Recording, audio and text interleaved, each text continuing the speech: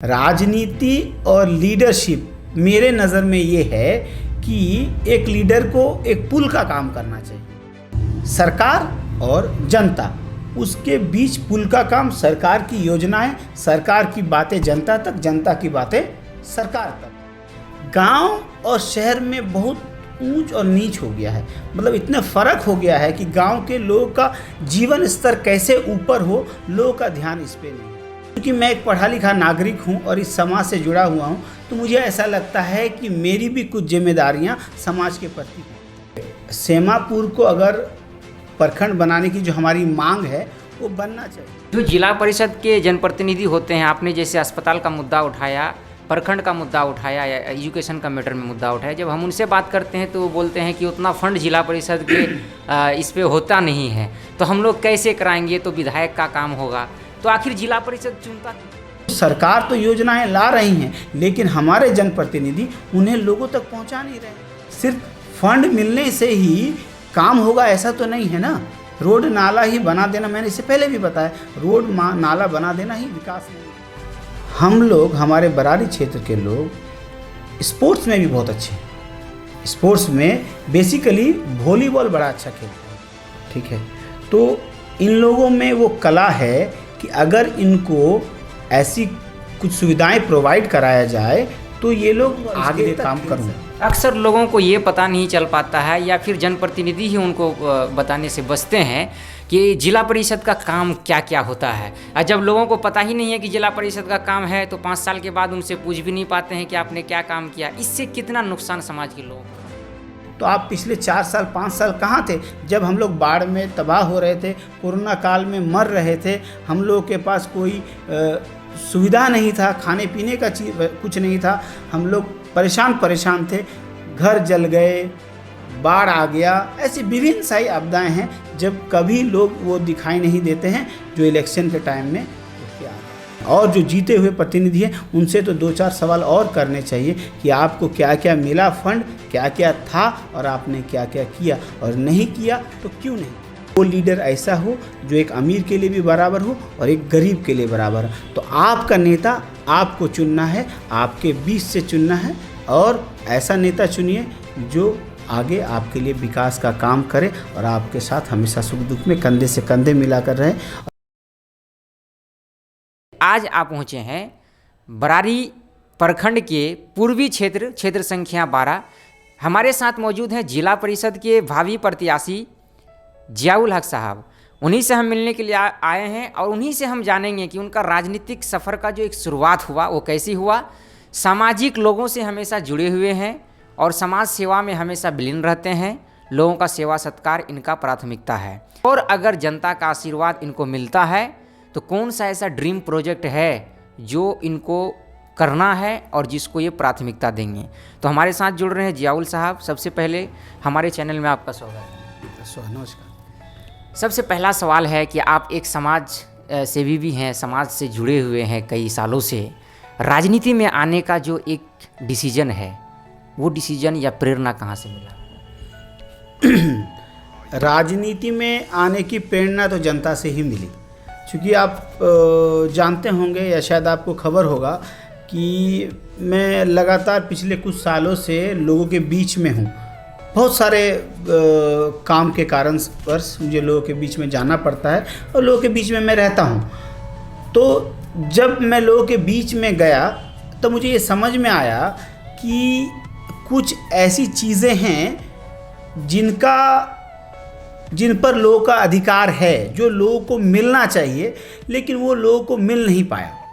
तब जब उस विषय पर हम लोगों के बीच में चर्चा करते हैं तब पता चलता है कि हमारे जो दूसरे नेतागण हैं, जो ऑलरेडी राजनीति में हैं, प्रतिनिधि हैं, उनमें क्या दिक्कत है। राजनीति और लीडरशिप मेरे नज़र में ये है कि एक लीडर को एक पुल का काम करना चाहिए। सरकार और जनता, उसके बीच पुल का काम, सरकार की योजनाएं, सरकार की बातें जनता तक, जनता की बातें सरकार तक। ये चीज़, ये कमी है आज समाज में। तब लोगों ने मुझे ये कहा कि आप जिस प्रकार से समाज का काम करते हैं, हम चाहते हैं कि आप जैसे लोग राजनीति में आएं। वहीं से एक इच्छा जगी, चलिए इसको भी देखते हैं, अगर हम किसी पद में आ पाते हैं तो शायद जो काम कर रहे हैं उसको और बेहतर तरीके से कर पाएँ। आप जो है समाज सेवा में जुड़े हुए थे और ख़ास करके कोरोना काल में भी आपने कई महत्वपूर्ण योगदान दिया समाज के लिए, लोगों का मदद किया। हम जानना चाहते हैं कुछ मुख्य आपकी जो भूमिका रही खास करके समाज के प्रति, वो ज़रा बताएं। इससे पहले इंटरव्यू में भी बता चुका हूँ, मेरी एक संस्था चलती है इंडिया परिवार।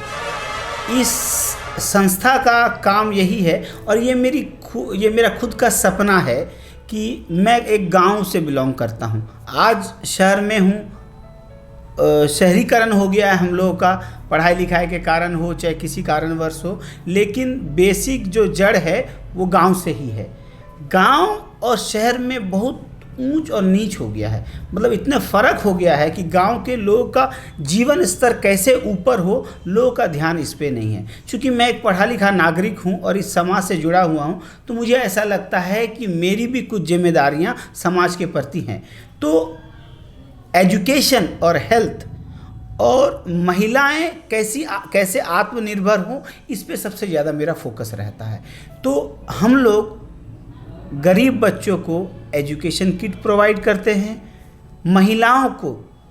महिलाएं अपने पाँव पे खड़ी हो पाए, अपने परिवार को योगदान, जैसे एक मान लीजिए एक उदाहरण के तौर पे एक मज़दूर है, एक मज़दूर दिन भर कमाता है 300-400 रुपया और उसी को खर्च करता है, उससे तो उसका भरण पोषण हो जाता है। लेकिन फिर अगर वो अपने बच्चे को पढ़ाना चाहे तो फिर खर्च में दिक्कत होता है। तो क्या होता है, अगर महिलाएं कुछ हाथ कला सीखें, सिलाई का काम जाने, कढ़ाई का काम जाने, तो अगर कुछ योगदान परिवार में दे पाए तो उस खर्च को वो लोग एजुकेशन में खर्च कर सकते हैं। इससे क्या होगा कि उनका जीवन स्तर भी और लोगों की तरह स्टेप बाय स्टेप धीरे धीरे ऊपर उठेगा।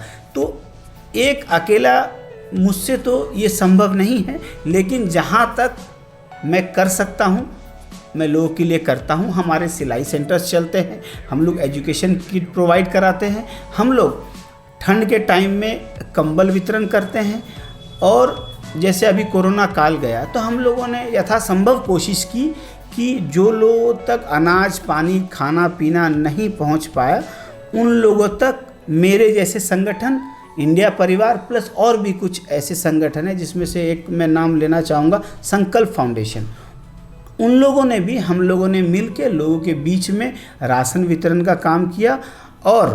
और एक प्लस पॉइंट, सारे अस्पताल बंद हो गए थे, सारे क्लिनिक बंद हो गए थे, लेकिन चूँकि मेरा अस्पताल का व्यवसाय है, मेडिकल रिलेटेड बिजनेस है, मैंने अपना अस्पताल कभी भी कोरोना काल में किसी पेशेंट के लिए बंद नहीं किया, और जितना भी हो सका उतना लोगों के पास, चूँकि पैसों का अभाव था, निःशुल्क लोगों का ट्रीटमेंट किया। जो अनमैरिड महिला होती हैं, अनमैरिड लड़कियां होती है, जब वो शादी करती हैं तब हम लोग 5,000 रुपये का उन्हें सहयोग राशि देते हैं।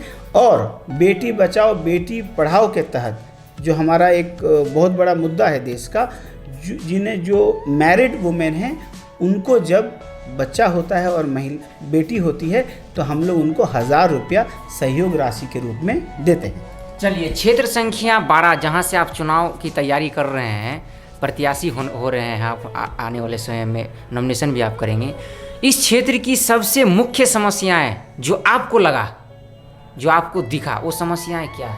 देखिए, समस्याओं की तो लंबी लिस्ट है। अगर मैं आपको बताना चाहूँ, क्योंकि आप लोग भी जगह जगह जा रहे हैं, लोगों का इंटरव्यू कर रहे हैं, आप भी हकीकत से वाकिफ़ हैं, लेकिन जो मूलभूत समस्या होती है जिससे लोगों को बाहर एनी हाउ निकलना ही पड़ेगा, वो है हेल्थ और एजुकेशन। 12 नंबर निर्वाचन क्षेत्र के लोग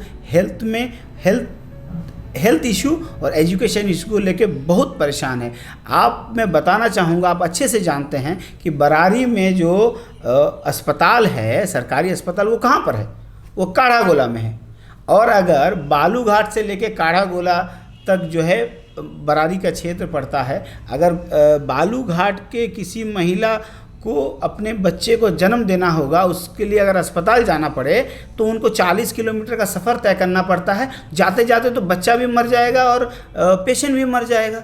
तो क्या सरकार को और प्रतिनिधियों लोगों को इन चीज़ों पे ध्यान नहीं जाता है कि बीच में कहीं एक और व्यवस्था कर सके? और अगर व्यवस्था है, कहीं पर छोटे छोटे क्लिनिक के रूप में देखा गया है, लेकिन वहाँ व्यवस्था के नाम पे शून्य है, लोग का नज़र ही नहीं जाता है। सिर्फ रोड बना देना, नाला बना देना मैं विकास नहीं समझता हूँ। विकास उसे कहते हैं जब आप अपने क्षेत्र के लोगों के जीवन स्तर को ऊपर उठाने के लिए काम करें।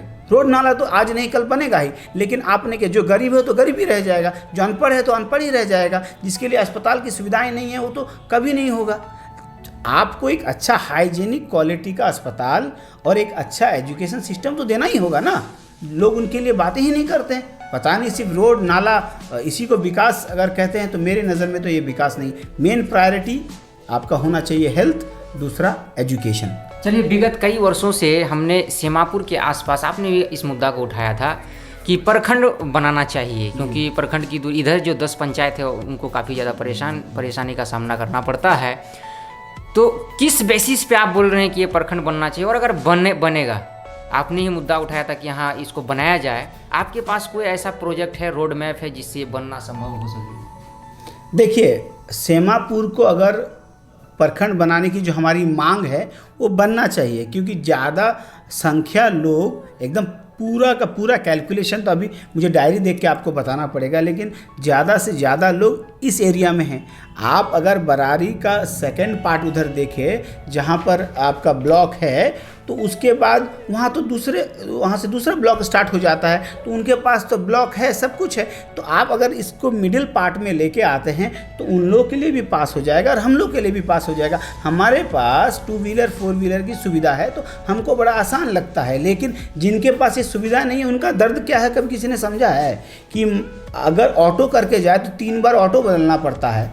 उसके बाद जब तक ऑटो भरता नहीं है तब तक वो ऑटो वहाँ से खुलता नहीं। एक आदमी को अगर अपना जाति प्रमाण पत्र मामूली सा अगर ये आवासीय आय बनाने जाना पड़े तो दिन भर का समय खत्म हो जाता है, वो भी एक दिन में नहीं बनता है, आपको 4 बार जाना पड़ता है। तो ये दिक्कत तो है, और इसको अगर भविष्य में ऐसा मौका मिला तो इस मुद्दे को इंशाल्लाह ज़ोरदार रूप से उठाएंगे, और इसके लिए जो लड़ाई लड़नी पड़ी इंशाल्लाह उसके लिए लड़ाई लड़ेंगे। जो जिला परिषद के जनप्रतिनिधि होते हैं, आपने जैसे अस्पताल का मुद्दा उठाया, प्रखंड का मुद्दा उठाया, या एजुकेशन का मैटर में मुद्दा उठाया, जब हम उनसे बात करते हैं तो वो बोलते हैं कि उतना फंड जिला परिषद के इस पे होता नहीं है, तो हम लोग कैसे कराएंगे, तो विधायक का काम होगा।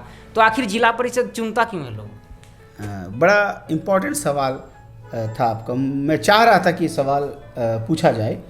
मनीमन, जिला परिषद 7 पंचायत का हेड होता है, ठीक है। मुझे भी पता है कि ये जो है इसमें विकास के काम के लिए बहुत ज़्यादा फंड नहीं है, लेकिन सिर्फ विकास के काम के लिए फंड ही आए ऐसा तो कहीं नहीं है। अगर आपके दिल में, अगर आपके मन में ऐसा है कि हमको समाज सेवा करना है तो विभिन्न रास्ते में, एक छोटा सा उदाहरण आपको बताऊंगा कि आपने सुना ही होगा स्टूडेंट क्रेडिट कार्ड के विषय में।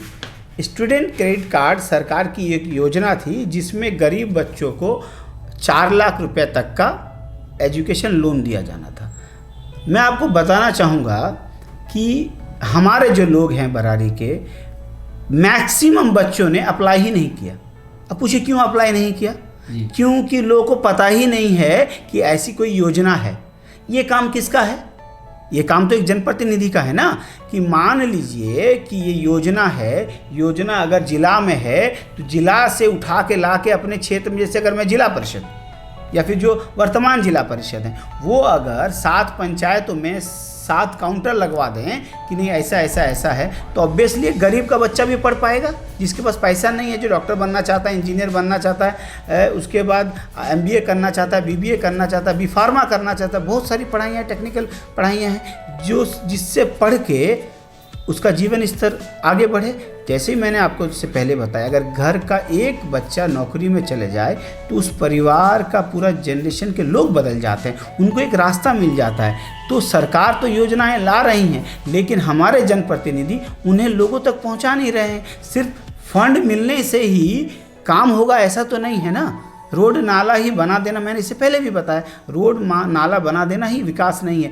जीवन लोगों का, गरीब लोगों का, पिछड़े लोगों का, मजदूर लोगों का जीवन स्तर कैसे ऊंचा हो, इसके लिए बहुत सारी योजनाएं हैं सरकार के नज़र में, जिसको हमको लोगों तक पहुंचाने की ज़रूरत है। अगर आप पहुंचाएंगे तो एकदम आप कामयाब होंगे। आपसे मैं आपका ड्रीम प्रोजेक्ट जानना चाहता हूँ। मान लीजिए आप जिला परिषद बन जाते हैं, जनता ने आपको आशीर्वाद दिया, 2-3 काम ऐसा बताइए आप जिसको आप सोच के रखे हैं, और तरीका भी बताइएगा कि कैसे किया जाए। देखिए, आप ड्रीम प्रोजेक्ट करके एक अगर बताएंगे तो वो तो संभव नहीं है, क्योंकि मेरे दिमाग में मैं पर्सनली सोचता हूँ 2-3 चीज़ ऐसे होनी चाहिए। पहला तो एक अच्छा अस्पताल जो एकदम होना ही चाहिए। अगर अल्लाह ने मुझे मौका दिया और मैं बना पाऊँ, उसको व्यवस्थित कर पाऊँ, सरकार से लड़के हो या जैसे भी हो, तो ये मेरे लिए खुशकिस्मती होगी। दूसरा, एक ऐसा महाविद्यालय जिसमें सब सब्जेक्ट्स की पढ़ाई अच्छे रूप से हो, पूर्ण रूप से हो, ये 2। तीसरा, आप बहुत सारे प्रतिनिधि लोगों ने या सामाजिक लोगों ने शायद इस पर ध्यान नहीं दिया, क्योंकि मैंने इस पर ध्यान दिया, थोड़ा सा सोचा है। हम लोग, हमारे बरारी क्षेत्र के लोग स्पोर्ट्स में भी बहुत अच्छे हैं। स्पोर्ट्स में बेसिकली वॉलीबॉल बड़ा अच्छा खेलते हैं ये लोग, ठीक है।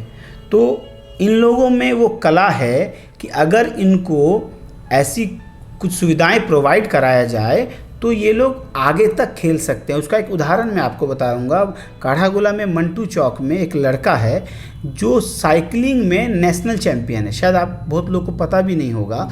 वो शाहनवाज नाम, हाँ जी, एक मुसलमान लड़का है, उनके फादर का नाम गयासुद्दीन है, तो वो नेशनल साइकिल चैंपियन है। आप विश्वास कर सकते हैं, एकदम दीरा क्षेत्र से जहाँ पर कोई सुविधा नहीं है, बट वो क्या है, एक साइकिल चैंपियन है, साइकिलिंग चैंपियन है। वो रेस करता है और एकदम इंशाल्लाह अगर उसको मौका मिले तो देश विदेश में भी जाएगा। तो अगर हम वॉलीबॉल या क्रिकेट या और भी खेल कूद हैं, मतलब आपका long jump, high jump, race, 100 metre, 50, इनकी खेल कूद की व्यवस्था के रूप में एक कोच को ला सकें और लोग को मुफ्त में कोचिंग दे पाए, तो ऐसा दिन दूर नहीं है जब बरारी के बच्चे भी अपना नाम रोशन करेंगे और बरारी का भी नाम रोशन करेंगे। लोगों में एबिलिटी तो है, लेकिन क्या है, उन्हें मौका नहीं मिल रहा है। तो मौका देने की जिम्मेदारी तो हम जैसे लोगों के कंधों पर है। अगर आप जनप्रतिनिधि हैं तो ये आपकी जिम्मेदारी है कि आप अपने लोगों को ऐसी सुविधाएँ दें ताकि वो आगे बढ़ सकें। तो ये 2-3 है, स्पोर्ट्स, हेल्थ, एजुकेशन।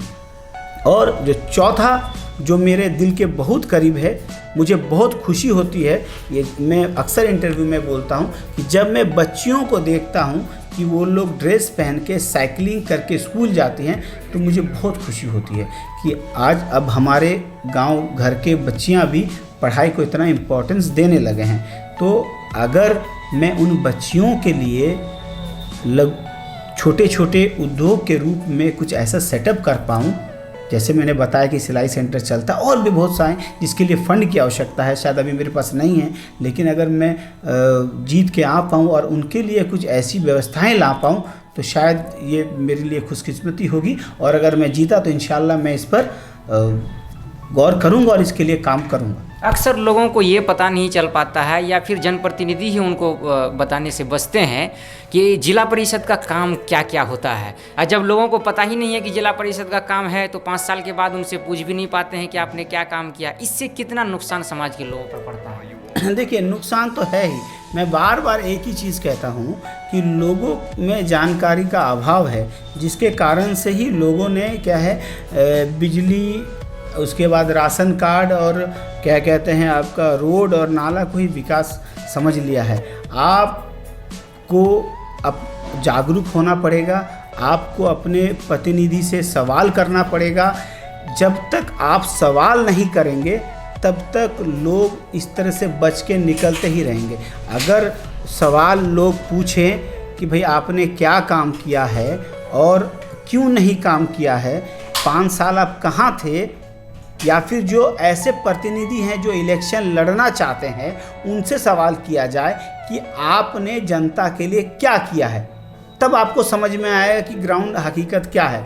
लोग क्या सोचते हैं कि जीत लिए हमारा काम ख़त्म हो गया, लोग हमसे सवाल जवाब करेंगे नहीं। और हमारे लोगों में भी थोड़ी सी जानकारी का अभाव है, जिसके कारण से लोग ईज़िली लोगों से सवाल जवाब नहीं कर पाते। तो मेरा जनता मालिक है, जनता से ये आग्रह है कि जो जीत चुके हैं वो और जो लड़ रहे हैं उनसे आप सवाल कीजिए कि आपके मुद्दे क्या हैं, आप किन मुद्दों को लेके जनता के बीच में आए हैं। और अचानक इस तरह से उड़ के जो आए हैं, तो आप पिछले 4 साल 5 साल कहाँ थे जब हम लोग बाढ़ में तबाह हो रहे थे, कोरोना काल में मर रहे थे, हम लोगों के पास कोई सुविधा नहीं था, खाने पीने का कुछ नहीं था, हम लोग परेशान थे, घर जल गए, बाढ़ आ गया, ऐसी विभिन्न सारी आपदाएं हैं जब कभी लोग वो दिखाई नहीं देते हैं जो इलेक्शन के टाइम में उठ के आ जाते हैं। और जो जीते हुए प्रतिनिधि हैं उनसे तो 2-4 सवाल और करने चाहिए कि आपको क्या क्या मिला, फंड क्या क्या था और आपने क्या क्या किया, और नहीं किया तो क्यों नहीं किया। चलिए, आपके क्षेत्र संख्या 12 की जितने भी जनता है उनको आखिर में क्या आप संदेश देना चाहते हैं? मेरा जनता जनार्दन है, जनता मालिक है वोट की। वो जिसको वोट देगी वही जीत के प्रतिनिधि बनेंगे। तो मेरा जनता से ये आग्रह है कि लोग जो आपके बीच में आते हैं उनसे सवाल कीजिए, उनके मैनिफेस्टो को जानिए और ऐसे नेता को चुनिए जो आपके बीच का हो, जो आपके लिए काम करता हो, जो आपके दुख में सुख में आपके साथ हो, और आपको कभी भी ये हेजिटेशन नहीं हो कि हम अगर ये जीत गया तो इसके पास कैसे अपनी बातों को लेके जाएं। वो लीडर ऐसा हो जो एक अमीर के लिए भी बराबर हो और एक गरीब के लिए बराबर हो। तो आपका नेता आपको चुनना है, आपके बीच से चुनना है, और ऐसा नेता चुनिए जो आगे आपके लिए विकास का काम करे और आपके साथ हमेशा सुख दुख में कंधे से कंधे मिलाकर रहे। और इंशाल्लाह मैं आशा करूँगा कि अगर लोग मेरे थोड़े बहुत काम से भी अगर खुश होंगे, और अगर मैं लोगों के बीच में रहा हूँगा और मैंने कुछ भी काम किया होगा, तो इंशाल्लाह लोगों का सपोर्ट मुझे मिलेगा और मैं आशा करता हूँ कि लोग मुझे सपोर्ट करेंगे। चलिए, हमारी शुभकामनाएं आपके साथ है। बहुत शुक्रिया, धन्यवाद। तो ये थे हमारे साथ में क्षेत्र संख्या 12 से बरारी प्रखंड के भावी जिला परिषद उम्मीदवार जियाउल हक साहब। उन्हीं से हम बात कर रहे थे, कई मुद्दों पे हमने बात किया। इनका जो प्रोजेक्ट है, जिन पे ये काम करना चाहते हैं, उन पे भी हमने इनसे मशवरा लिया, राय लिया कि क्या करना चाहते हैं, उनसे जानने की कोशिश कर रहे थे। और इनका जो एक बात है कि जागरूक करने की जो बात कही इन्होंने कि अब वक्त आ गया है कि लोगों को जागरूक होना भी पड़ेगा और करना भी पड़ेगा, और ऐसे जनप्रतिनिधियों को चुनना चाहिए, साथ ही साथ जो ये भी बता सके कि अगर आप जिला परिषद के लिए कैंडिडेट हैं तो आपका क्या काम है, ताकि अगला 5 साल के बाद अगर उस काम का आप निर्वहन नहीं कर पाए तो आपसे हम पूछ सके कि आपको हमने जनप्रतिनिधि बनाया तो आपने क्यों नहीं ये काम किया। अब आगे क्या होगा ये तो देखना बड़ा दिलचस्प होगा, कितना लोगों का सहानुभूति बटोर पाते हैं जियाउल हक साहब। तब तक के लिए आप हमारे चैनल से बने रहें। मैं साहिल सांवरिया अपने सहयोगी पप्पू कुमार के साथ SQ मीडिया बरारी।